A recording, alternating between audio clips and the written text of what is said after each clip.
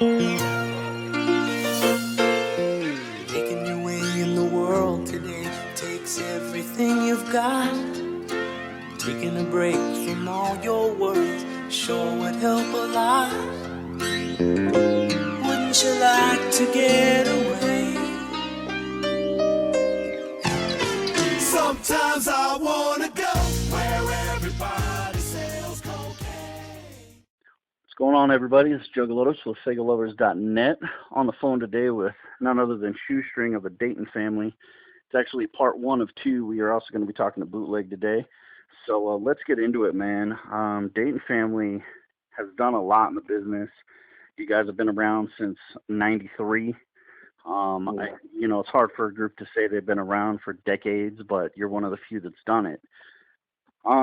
Back in '93, when you guys got founded, of course, ICP was coming up as well. In '92, they kind of made their debut with that underground, wicked shit sound. You guys are more of the, gangster NWA type hip hop coming out of the Detroit area. What were your thoughts at that time of the Juggalo movement and what ICP had going on in the Michigan area at that time? Really tell you the truth, back then I didn't really even know about ICP at that time. Okay. You know what I'm saying?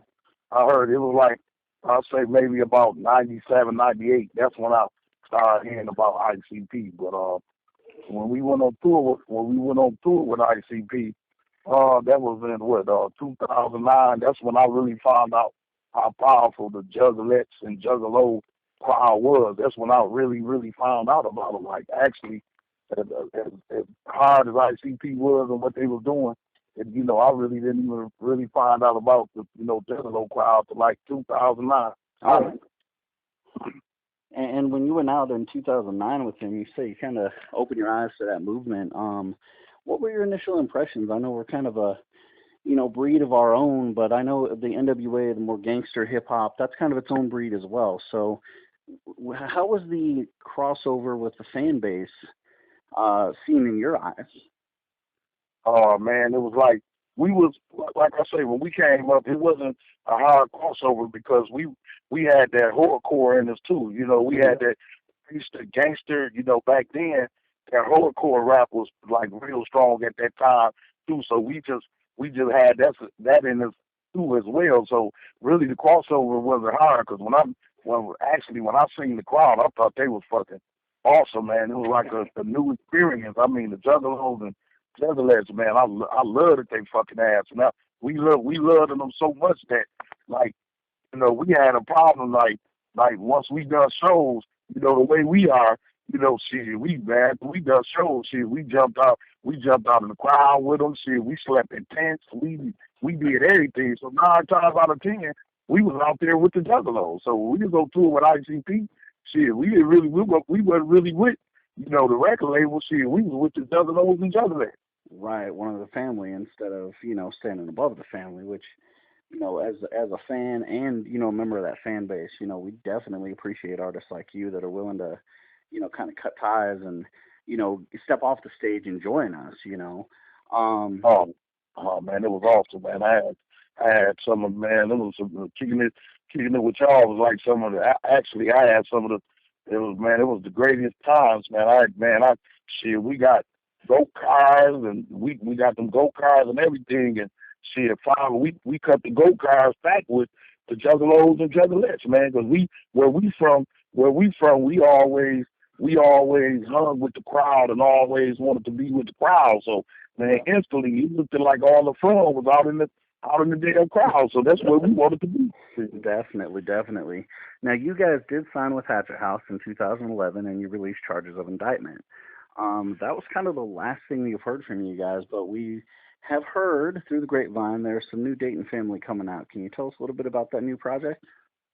Oh yeah, well we got actually the solos is coming first. We got Bootleg got a solo, I got a solo that's coming first, and then the Dayton Family is coming. So we're gonna drop Bootleg. This record is gonna drop first, and then my solo is gonna drop after that, and then we run the Dayton Family strip from there on out. It's all Dayton Family. Okay. Now, you mentioned your solo project. Your last one that I could find was on Gotham Records. That was, of course, Esham's label, called Cross Addicted. Yeah. Tell us a little bit about your solo project. How is it different? Of course, you got 14 years of time change and artist development and evolution. How is this going to be different than the fans that maybe really, really dug what you did on Cross Addicted? Oh, it's gonna be. It's just I'm a little older and more mature now. Uh, I was so back my earlier albums was I was a lot younger and I was a lot more hardcore. Like now, it's more it's more facts. I'm gonna tell you, I toned it down a lot, but it's still hard. It's still hard, but it's just more. It's just more real life situations, man. It's just more real life situations. I'm not as foul as what I used to be. You know what I'm saying? When I get foul and I want to cuss a motherfucker out, I'm gonna leave that. I'm gonna do that on the Dayton Family Album. Okay, all right. Now I Yeah, so know. it's more grown. It's more grown. In other words, it's more grown. I done grew a lot more. Definitely, definitely, and that's part of that evolution that I talked about. But you watch, of course, some artists they get kind of stuck in a rut and they don't evolve. You guys have always made it a point to kind of do your own thing. I know, coming up, more on the West Coast, I saw NWA and I saw how they grew and they evolved. But they've kind of always maintained that, I guess, gangster like roots to their music. Um, with what was happening in Michigan with Eshawn with the horrorcore movement, that's really I would say epicenter for horrorcore. And you guys were right in there from the beginning. How did that change maybe your evolution instead of being more, hardcore NWA style? You definitely have blended the two really, really well in your music. How did that culture affect you in Flint, especially? Well, it really didn't affect us because you had a Eshawn when he came out with that red CD. You had a lot of guys like, I mean, there was a lot that red. He really had blew up in Flint. There was a lot of guys, even us. Now, when you talk about Eshawn, we actually was gang banging. I was in a gang called 60s. I was in a game called 60 back in the days. So when Eshawn came out with that tape, like that's exactly what we was banging. Okay. We was banging that booming word from hell, man. We was like, that was so hard. That was like one of our number one choices. So it was like, plus we was into the, plus we was into the horrorcore stuff as well as the gangster stuff. And like I say, back then, colors, you had the West Coast and you had Ice-T and all of them, and you had the movie Colors. We grew up like there was some movies that I analyzed when I was young. We really, like I say, we was going through the gang bang and stuff, the wearing the blue rags and stuff like that. So just when we was young, we grew up in that gang bang era. You had Chicago that was doing it real big. So we was in gangs. So then we ended up loving Ice Cube and NWA and all that stuff when we was younger. We grew up on that music. That's what was pumping. So it was no big crossover for the horrorcore because Eshawn was just an hour away, and like Flint was like one of his made the southern spots, and we was banging the hell out of that shit. So it was like, man, we were so hungry. It was like that type of rap. It was just in us, man. We loved that. What Flint was about. That hardcore shit back then. You had the Ghetto Boys, you had NWA, you had KRS-One, man. All them groups I grew up on. So it just being with my style too. Me and Ira, we started back in the days and we just liked the rap, but the gangster rap was just taking over during them days, and that's just the way Flint, Michigan headed down. Well, that's the line we headed down, and then a lot of street stuff was happening in the city alone. Like there was a lot of, you had the city was very territorial. You had the Project Boys, they was a gang. You had the Sylvia gang. You had the T-Boys, then you had the Beecher Boys. So it was like, but it was like that gangster shit we just grew up on that shit, man, and it was just pumping out of our veins and pumping out of our hearts, man. So, that gangster shit raised us. So that's what we fit. Definitely, definitely. Now, kind of going into the personal side a little bit, you mentioned growing up in kind of a gang-ridden city, being a part of the gang culture. Nowadays, we see a lot of crossover between, the black community itself and the police entities and how that affects communities. Now, coming from, a city of gang culture like that. I'm sure you saw that growing up. But how, or what's your take on the current status of the African American community with the police departments around the country? Man, it's so crazy that you asked that question because we was rapping about this shit more then. It was more we was rapping more about you had high school them. They were saying fuck the police and everything, and it's crazy. And all the shit we was rapping about then. Actually, Dayton Family Albums, what's on my mind, I'm going through a thing and all that type of shit matches better with this time. Like Right. this time, it's way worse. Like what we was rapping about, like it really matches this time way better because things have got way harder. Not just for the black community, but man, you got it's all kind of racist. This hurting is you got black people that's struggling. You got some white people struggling. You got and then it's more nationalities. Then back then it was just black and white. You got all kind of people now coming from overseas, and there's a lot of people struggling. So that's what we was rapping about was the struggle. So when I see the cops and the brutality, that was shit we was rapping about then, man. It's just, man, it's unfortunate that shit is happening like it's happening, but you know, we was rapping about that type of shit way back in 1992, 93, and it's like now to me, if you ask me, man, our albums it seems like these times now are better fit for the albums back then than the ones we doing now. Right. And I definitely see that with that, West Coast influence that I had growing up. It's definitely something that, you see the combativeness now. And I agree with you entirely. It trumps what was going on back then. I mean, back then it was bad, but it was, like you said, strictly a black and white thing. And now it encompasses everybody. Yeah, dude, and like I said, in my neighborhood and everything, we was talking about the struggle. Like, man, my neighborhood is worse than it ever been, man. It's like, man, all these houses, and I'm sitting here right in my yard now, man. I stay around, man, it's like I'm living in the country. All these houses is like abandoned. All the older folks and stuff have been passed away, and the shops, General Motors and all that stuff. This city, Flint, Michigan, and Detroit, they was based on the General Motors and General Motors up and left. And like I'm sitting here now, man, talking to you, man, there's not a soul walking by. I think like for about a good mile, it's like 2 or 3 families that live on my street. Like everything, all these houses is abandoned, man. It's like you don't see kids. I don't see kids. Like all the schools that we went to here. I went to Whittier, that's closed down. I went to Central, that's closed down. I went to Northern, that's closed down. They talking about closing Northwestern. All the schools I went to, Dort, Garfield, all the schools that I went to growing up, all those schools in Flint, man, all that shit closed down. It ain't even no schools in my neighborhood, man. It's like 2 schools, man. It's like all the kids going to like 2 schools, and they talking about closing one of those down. So that'll leave us with one high school for everybody to go to. That's how fucked up it is in Flint. And it's fucked up here, man. Well, that's, definitely something that, a lot of communities are seeing right now. What can you, as a member of that community, suggest that, maybe how we can pull ourselves out of this, hole? I mean, you're a prominent member in the hip-hop community, definitely an OG in that scene.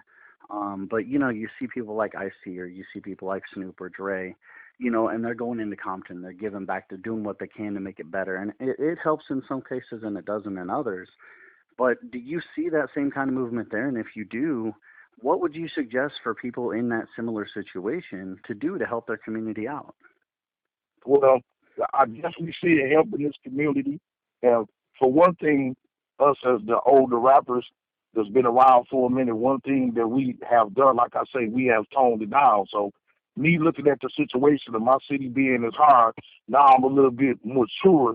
I'm a little bit more mature than what I used to be. I can actually say maybe we was a part of the problem growing up, talking about a lot of the gangster shit, because a lot of the kids that's growing up now, they not doing like we did. See, when we was growing up, we can rap about it and do whatever we want to do, and still live our life and not be influenced by a lot of stuff just because Ice Cube them rapped about what they rapped about didn't mean we had to go out and do it. But this generation now, after the crack and all the pills and everything, a lot of these kids and stuff that's growing up now, they growing up without parents. The streets have really raised them up. So the streets, like when they say the streets raised them up, I had love. It was rough. It was rough when I was growing up, but compared to now, like when I look back in our days, them was the greatest days ever. Now that compared to the day, like we was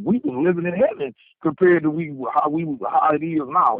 Like these kids really think when they rap about killing somebody, they figure like to be a good rapper, you really have to do that. So that's the problem when you read in the newspaper and you see black on black crime, you see a lot of these guys killing and all that stuff. That's due to the fact of there's no parenting. A lot of them kids have really grew up in the streets. They out cold. They'll murder their mother. They'll murder their father.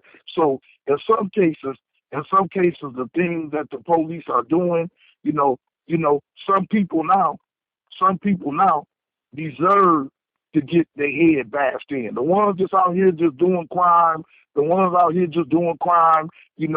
robbing people, don't want to see nobody with nothing. Them type of cats, no matter what color they is, I'm a black man, and a lot of these young cats give a bad name to the black community now. So, I don't even want to be around my people sometimes because they, we can't trust them. So when it comes to another race, it's understandable. It's understandable when I see another race that comes around that, don't want to be around because of things they read in the newspaper and everything. I understand that to a certain degree, but people had to realize all black people are not like that. It's a lot of good black people, and it's just them guys standing around the stores doing all the crime and all that stuff. They give us all a bad name, man. So I understand when people look in on the black community and see things and don't want to keep riding by because a lot of the crime and stuff. I'm the same way. I mean, hey, I want to be safe.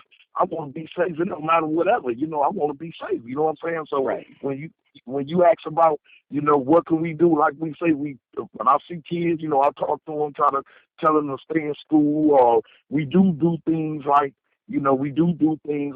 hold dinners and stuff and try to give to the less fortunate.